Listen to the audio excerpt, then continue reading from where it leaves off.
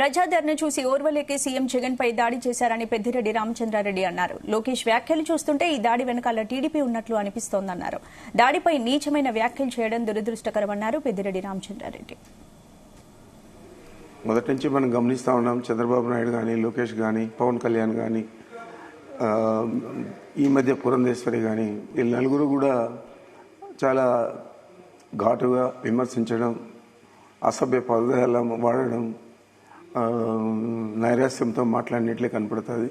దానికి తోడు ఈ సిద్ధం సభలు విజయవంతం కావడం, ఆ తర్వాత ఈ బస్ యాత్ర సభలని కూడా విజయవంతం కావడం, ఈ ఓర్వలేని తనం ఎక్కువగా ఈ రాజకీయ పార్టీలు ఏదైతే కూటమిగా ఏర్పడినాయో వాళ్ళలో కనపడుతూ ఉంది.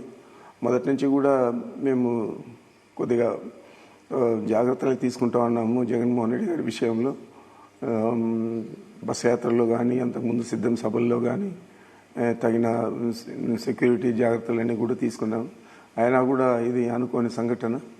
ఇది ఎందుకంటే వాళ్ళ మాటల్లోనే వాళ్లకు నైరాస్యం కనపడుతూ ఉంది, ద్వేషపూరితంగా మాట్లాడుతూ ఉన్నారు, అనరాని మాటలన్నీ కూడా అంటున్నారు, రాజకీయ విలువలు లేకుండా మాట్లాడుతూ ఉన్నారు. మరి వారు ఇది కుట్రపూరితంగా చేశారని నేను భావిస్తాను. అందరికీ సంబంధం ఉందో లేదో నాకు, కానీ లోకేష్ ట్విట్టర్ చూసిన తర్వాత ఇది తెలుగుదేశం పార్టీ కుట్రే అనిపిస్తుంది. రాయి వేస్తే ఎక్కడ తగులుతుంది ఎవరికి తెలియదు. మనం ఎందుకు కొట్టించుకుంటాం, కన్ను దగ్గర అందులో ఎందుకు కొట్టించుకుంటాం. ఇది తప్పనిసరిగా వాళ్ళు ఈ నేరం నుంచి తప్పించుకోవాలని, దీన్ని లైట్గా తీసుకోవాలి ప్రజలందరూ కూడా అని చెప్పి 2019లో కోడికత్తి, 2024 రాయి అని చెప్పి మాట్లాడడం సబబుగా. నిజానిజాలు తేలిన తర్వాత ఎవరు బాధ్యులో తెలుస్తుంది.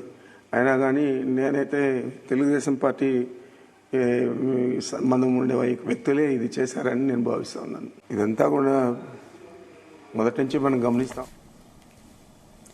ఏపీ ముఖ్యమంత్రి సీఎం జగన్ పై జరిగిన దాడి ఘటనకు సంబంధించి తెలుగుదేశం పార్టీ జాతీయ ప్రధాన కార్యదర్శి నారా లోకేష్ సెటైరికల్ గా స్పందించారు.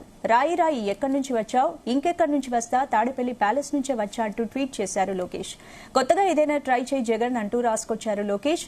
2019లో కోడి కత్తి, ఇప్పుడు 2024లో రాయి అంటూ వాటి ఫోటోలను కూడా షేర్ చేస్తూ జగన్ తనపై తానే దాడి చేయించుకున్నాడనే అనుమానం వ్యక్తం చేస్తూ ట్వీట్ చేశారు లోకేష్.